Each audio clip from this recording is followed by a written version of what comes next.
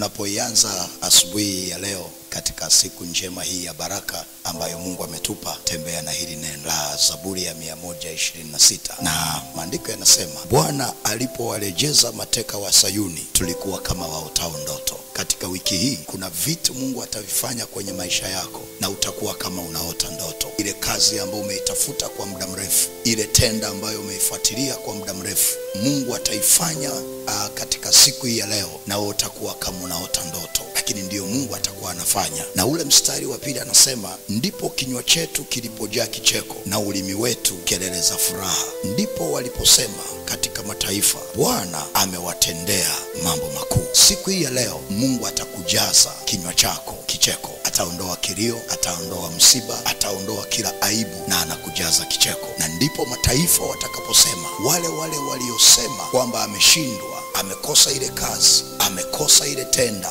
hao ndipo watakaposema, Bwana amekutendea mambo makuu. Na mimi nakuombea katika hii siku ya leo, Bwana akutendee mambo makuu katika jina la Yesu Kristo wa Nazareti. Na ule mstari wa 3 anasema, Bwana alitutendea mambo makuu, tulikuwa tukifurahi. Bwana alitutendea. Mungu anaenda kukufurahisha. Mungu anaenda kukutendea mambo makuu yatakayoondoa kilio na yatakayoondoa aibu. Hayo mambo Mungu anayoenda kuyatenda yataleta kicheko. Utakuwa kama unaota ndoto, lakini ndio Mungu amefanya. Na maandiko yanasema, yasiyowezekana kwa wanadamu, kwa Mungu yanawezekana. Na Mungu hahitaji miaka 1000 ili kukufanyia muujiza au kubadilisha maisha yako au kuondoa machozi kwenye maisha yako. Anahitaji siku moja tu, na hiyo siku ni siku hii ya leo. Na hii siku ndiyo siku Mungu aliyoifanya, na wewe utaifurahia na kuishangilia, kwa sababu anaenda kutendea mambo makuu kwenye biashara, kwenye maisha yako, kwenye mahusiano, na kwenye kila eneo la maisha yako. Anaenda kukutendea mambo makuu, na wewe utakuwa kama unaota ndoto, lakini ndio Mungu amefanya. Ule mstari wa 5 anasema, wapandao kwa machozi watavuna kwa kelele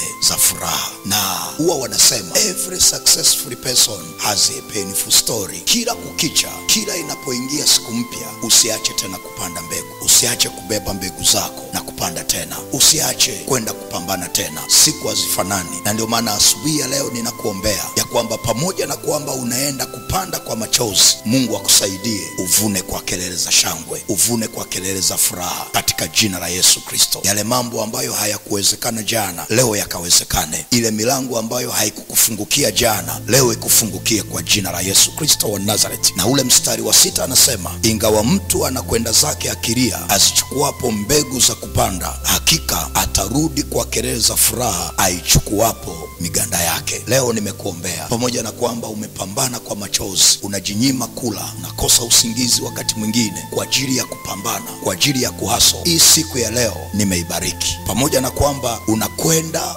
ukiwa umezibeba mbegu za kupanda kwa machozi, Mungu akusaidie leo ukavune kwa kelele za shangwe. Na mimi nimeibariki siku ya leo, ikawe baraka kwenye maisha yako, na lolote ulifanyalo likafanikiwe kwa jina la Yesu. Na Mungu akakufungulie milango, na Mungu akakubariki. Biashara yako imebarikiwa, kazi yako imebarikiwa, na kila utakalotia mikono yako siku ya leo nimelibariki katika jina la Yesu. Na Bwana Mungu akubariki na kukulinda, na Bwana akuangazie nuru za uso wake siku ya leo, na akufadhili katika jina la Mungu Baba na Mwana na Roho Mtakatifu. Amen.